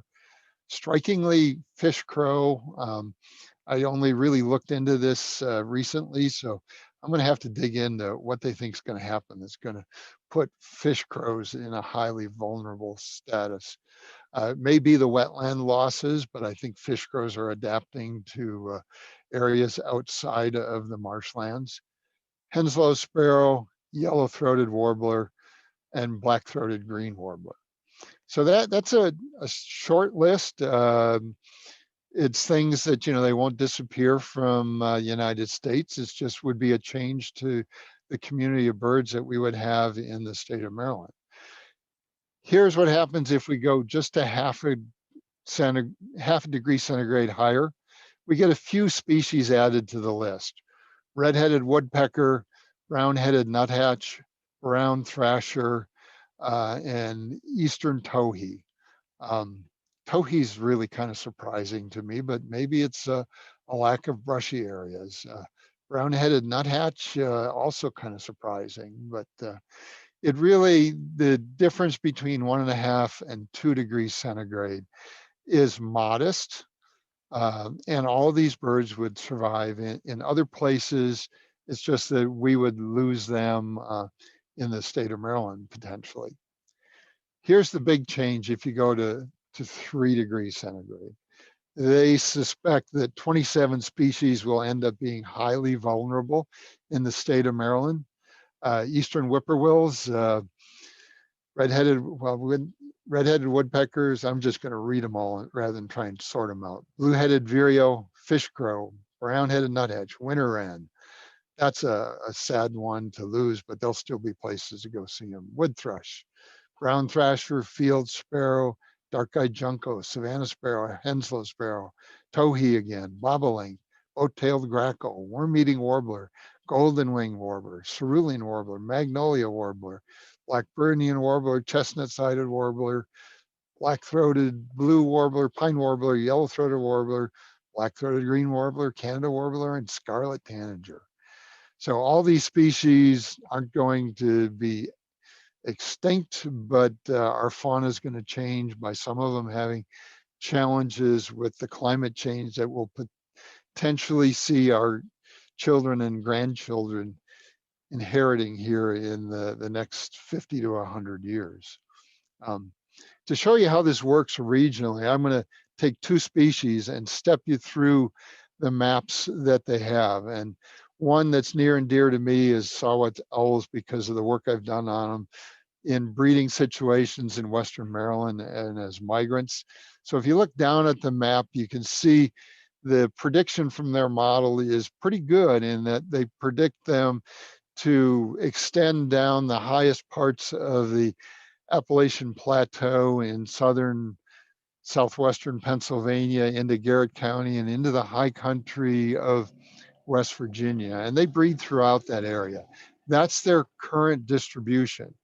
If we go to 1.5 degrees C here, climate change, they're eventually going to leave a lot of that and only remain in a small part of the very high elevation forests in West Virginia. And you can see their range starts to expand northward into parts of Canada where they haven't been before.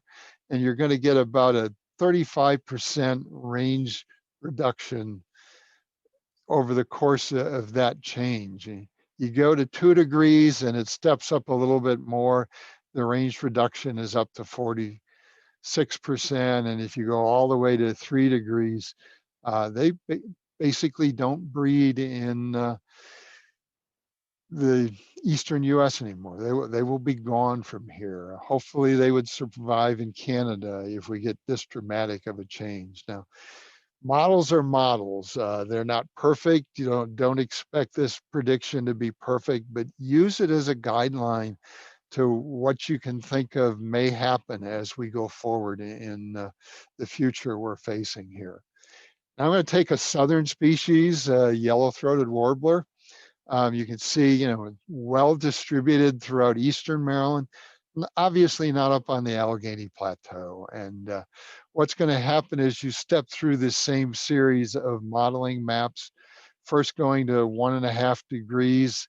You see that they actually have an opportunity or may go into Garrett County. So that would be a plus. They would be a statewide resident bird in Maryland. And it's starting to extend into states to our north that don't enjoy yellow-throated warblers right now. Going to 2 degrees centigrade, they're still here, but you can see the southern end of their range creeping up, where between the climate change, the increased rain, changes to the plant communities, they're predicted to start to lose that strong southern distribution. And you go to 3 degrees, and then we basically see them disappear from eastern Maryland, and they become a mountain bird, which would be a very interesting change if they could find habitats to their suitability up in the mountains. So I'm going to finish up here with conservation actions, things that birders can do. We have a lot of control of this. And the first one, and it's near and dear to us because we're in the third atlas, is what breeding bird atlases is. And I'm kind of an atlas fanatic. I have helped write accounts for goshawks in Pennsylvania and West Virginia. I've added data to the Pennsylvania atlas when I was working on goshawks in the Northwest. And so I've gotten the atlas publication for both of those states, and Virginia's comes out. I'll probably buy that one too. And I just recently received the West Virginia book about 2-3 days ago. And it was really interesting to page into it and see one of the things that they did that is relatively new, that is based on point counts. And Pennsylvania Atlas did point counts and did some density estimates with them. But the West Virginia Atlas went further, and might be kind of a challenge to us to see if we could make something like this happen.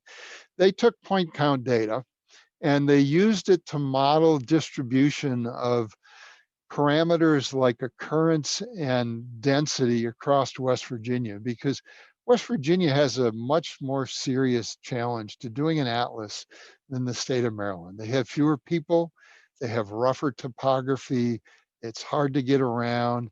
So they basically took an approach of only doing priority blocks.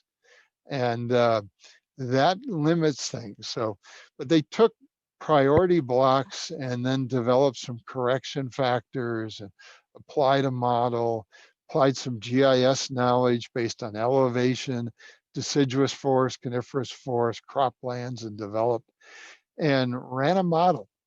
to predict more or less a statewide distribution and fill in some of the holes and try and get a better idea of what the continuous distribution is. And that's all the page on the left side. On the right side is a species near and dear to West Virginians, the cerulean warbler. And it's how the model plays out for that species. And you can see that when they estimate occurrence, that the oak forests of the mountainous part of West Virginia, not what I refer to as the high country, but just to its west, occurrences are 60 to 100% in those blocks. And that, it's really one of the strongholds for cerulean warblers. And then the other neat thing that you get out of that is a density estimate for number of singing males per square kilometer. And the neat thing about this is when they do their third atlas, if they play the same game with point counts, they can compare density changes, which is a very powerful conservation tool and something that we haven't been able to do with Maryland atlases. But if we act quickly here, we might be able to implement this and put occurrence and density estimates statewide in the third atlas as we finish it up and do the data analysis. Here's a more fun thing that you can do. There's a BBA challenge weekend coming up. Hopefully everybody's heard of it. If not, and you're on this presentation, you're going to hear of it. The 4 states that are doing atlases right now, New York, Maryland, Maine, and North Carolina, came up with the idea of having a challenge weekend where all states go out and see how many records that they can produce. I think if I remember right, this is Gabriel's idea, and all the states chimed in. And I have a very good friend that I work with in Maine who happens to be the leader of the Maine Breeding Bird Atlas for the Maine Fish and Game. And Adrian and I have a little bet going, and the state that between Maine and Maryland produces the most records, however the scoring works, because I haven't looked into that, but I'll take the scoring as it is.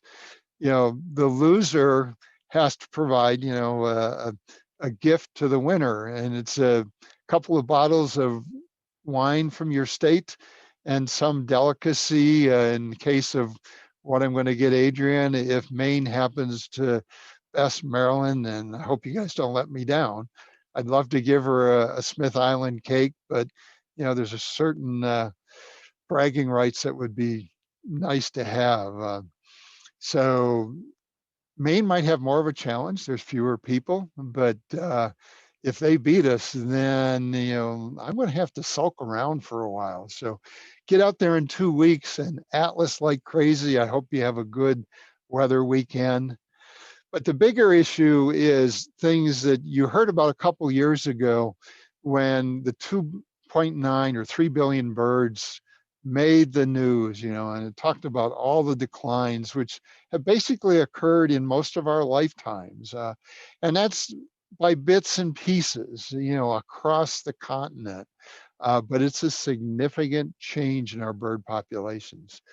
Some groups or guilds have done well. And the important part of that it shows that if you invest time and effort and of course money into it, you can make a difference. If you have good conservation planning, we have chances to maybe stabilize this or stop this as we go forward. It's a huge challenge, but I think it's something society should really work seriously at getting. They're already going to do things in response to that. Groups have met. They did a online get together and planning meeting called the Road to Recovery. It's basically beginning to identify the causes of this decline so we can start to come up with strategies to stabilize populations. Of course, then you have other things like the black rails that we've seen tremendous declines in. A lot of that may be related to sea level rise, which gives us a huge challenge here on the East Coast. One of the guilds that everybody talks about is aerial insectivores. So we're going to have to figure out how do we stop the, the declines in those. But those are the kind of things you could get involved in, especially if you're into the science or into the citizen science conservation efforts. You can become active in the Maryland Bird Conservation Partnership. It's a relatively new effort, but it's growing strongly. I created this slide and I popped down the initiatives so you can get an idea of the things that they're interested in. Birds in Business, which is, trying to fund the Alliance. Farmland raptors, chimney swifts, purple martins. Frontiers and Ornithology Symposium is youth education. 2020 Maryland Bird Symposium was last year. And we'd like to get a Maryland Bird Observatory network going more strongly, but we got infant thoughts of that. Then I didn't drop down the monitoring, but if you go to the Conservation Partnerships websites, you could drop that down, and there's a number of monitoring efforts that would look or like to accept some help. Other things you can find on the partnerships website is a simple little, what can you do to help Maryland's birds? Things like learning more, dealing with window strikes, dealing with cat issues. I hate to say that word because some people like cats, better agricultural practices, neonics, plastics, a lot of different things. And if you're into really digging into it, there's a publication on there, Conserving Maryland's Birds and Their Habitats, that is looking at the State Wildlife Action Plan and how the partnership can work together to improve the conditions of Maryland's birds. And basically, what it comes down to is we need to, as a society, as bird watchers, as birders, as citizen scientists, conservationists, we need to, evolve and work towards greener lifestyles, living softer on the environment. We seriously got to work with our upcoming generations, teaching them about birds, bird conservation, and just, healthy life on Earth in general. Conservation-based land acquisition, when state and NGOs want to buy property, the more land we can put in safe situations, I think the healthier landscape we'll have in the long run. You need to support sustainable forestry, forest management, volunteer with areas trying to manage their natural areas. A lot of times we're very funding and personnel challenged, and Soldiers Delight has people working there to recover that unique area, and they take volunteers all the time. And of course, you always hear people say follow the money, and I'm going to put a slightly different spin on follow the money. Habitat work, conservation does take funds, and donate to bird conservation initiatives and efforts as you can afford it. Some people can afford it, some people can't, but when you can, follow the money will help for conservation as well. You could become active in a bird observatory. In Maryland, they're kind of fledgling yet. There's not really seriously too well started, but we'd like to start them. There's the Cape May Bird Observatory. There's others that could be a part of, and bird observatories are often a part of the science that we base our conservation on. And then, of course, just go outside and enjoy birds, learn about birds, but do that extra little bit to make birds a part of our life. And so I want to sort of finish this up with the title was The Only Constant is Change. And I don't take any credit for that phrase, because that phrase basically goes back to a Greek philosopher, Heraclitus, who said life is flux, and that has been interpreted in many ways to the only constant in life is change. And we should not necessarily lament changes in our bird populations by things that are difficult for us to control. Our next few generations have a huge challenge from climate change, but I don't think there's many predictions of birds that are going to be extirpated. What we need to do is accept the change and sit there and work towards sustainable, healthy environments. And healthy will include diverse and sustainable populations of birds. They may be different suite of birds than we have now because our climate's going to change, but we want our habitats to be in good shape so that when those birds move into our territories, they got a place where they can do well. And that's all I have. Thanks for being here and listening to this. And then I'll let the moderators go with the Q&A part. Thank you, Dave. A really interesting talk. Lots to think about.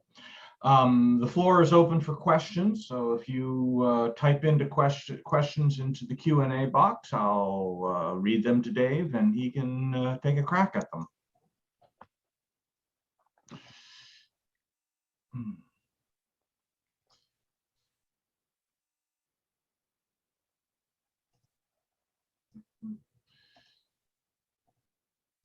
Carrie McPartland says, very cool, thank you. Having been part of 3 atlases now, can you speak to changes in the birding community in Maryland? Volume, focus? That's a tough one.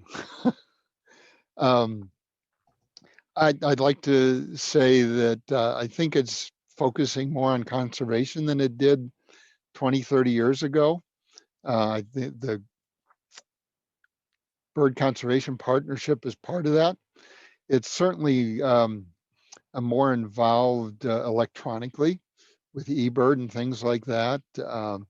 And I think eBird has grown into something that's really helping us with conservation questions.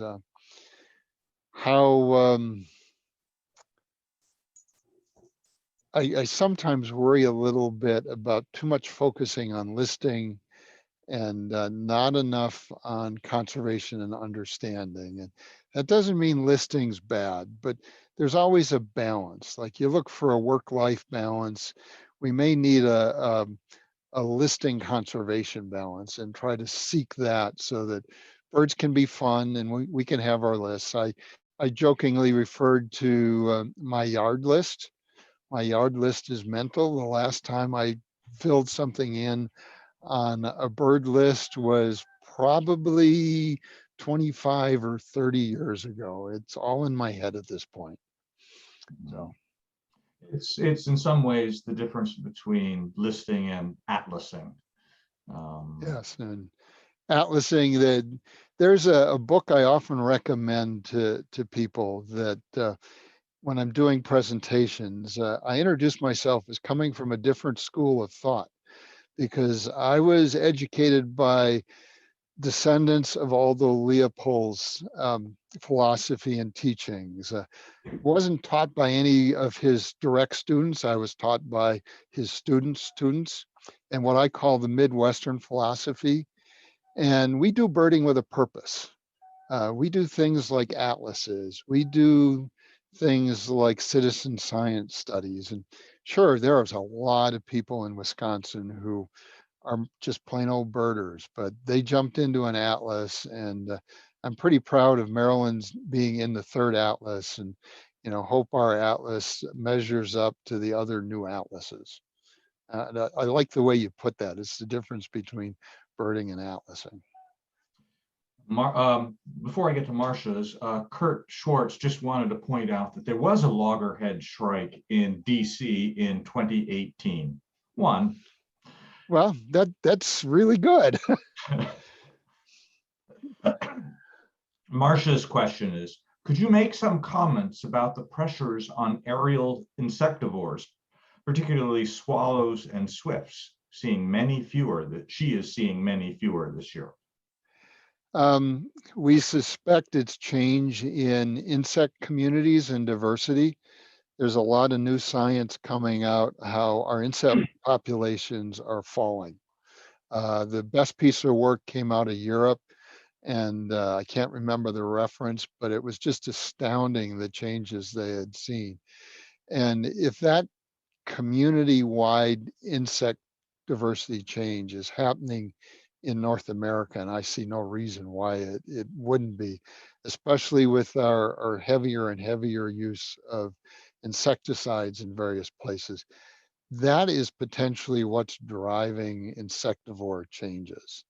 And it probably infects or impacts more than just the traditional aerial insectivores, the swallows, the swifts, the goatsuckers. It probably trickles down to the warblers and other forest insectivores as well. It's just that they're a little bit healthier and not as easy to see the declines.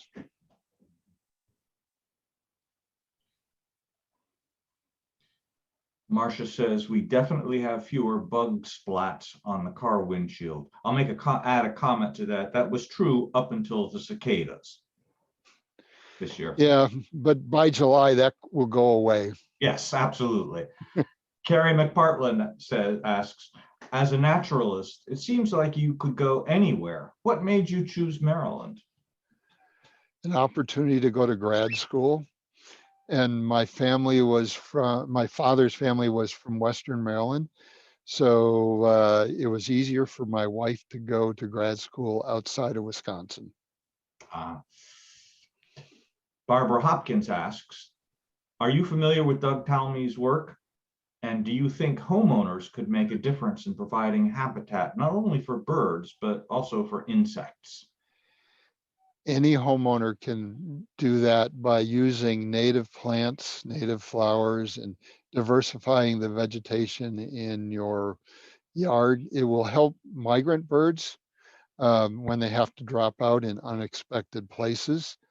It may increase the diversity of your yard birds, but unfortunately, the forest birds, the marsh birds, there's a lot of groups where that is not much of a benefit for. I'm not highly familiar with Doug's work. I basically know of him. I should really read some of his work, but just thinking about, what can you do in your backyard? Native plants are always my choice. When I was in Wisconsin, before we moved east, I would tell my wife once we got a place, I was going to turn my lawn into a prairie relic. And we have tall grass prairies, and that wouldn't have gone well in most neighborhoods. Be great for pollinators. You probably didn't have a large enough lawn to do it well anyway. Isn't there a size effect? Don't you have to have several acres to do it right? You could have a diversity of plants, and I wouldn't have to mow them.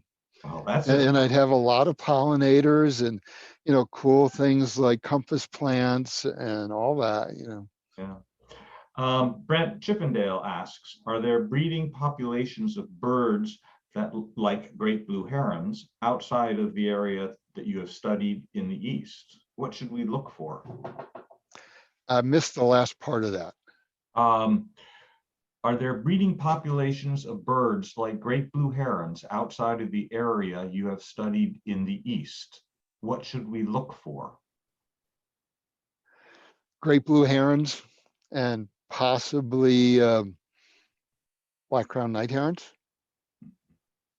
If that's what he's thinking. Marsh birds, you may get Virginia rails or sorrel rails in pocket wetlands, Allegheny County or along the river.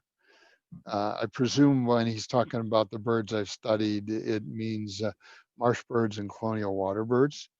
I would also encourage people in Garrett County to do a lot of night birding and tape playback work to see how many potential pairs of saw-whet owls they can turn up in on the plateau, because that's really the most likely place to get saw-whet records. The records from the last atlas were because I was running nest box trails that life has just gotten too busy, and that effort fell by the wayside. That's another thing for people that are interested and want to do something.